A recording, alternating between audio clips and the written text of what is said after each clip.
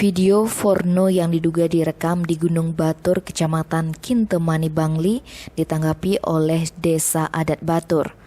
Panglingsir Desa Adat Batur, Jero Gede Batur, Duhuran, Kamis 22 April mengatakan desa setempat akan ngaturang guru piduke di Pura Pasar Agung yang berada di Gunung Batur.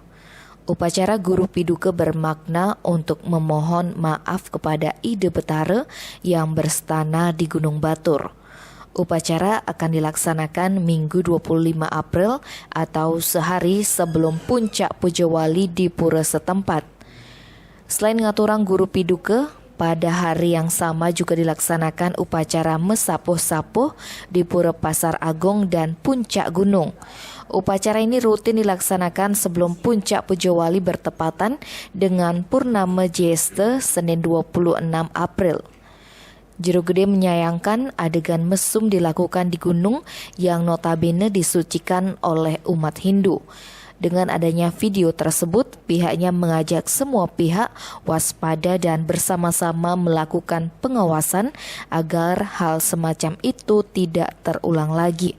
Tidak hanya di Gunung Batur tetapi tempat suci lainnya. Tim Bali Express melaporkan.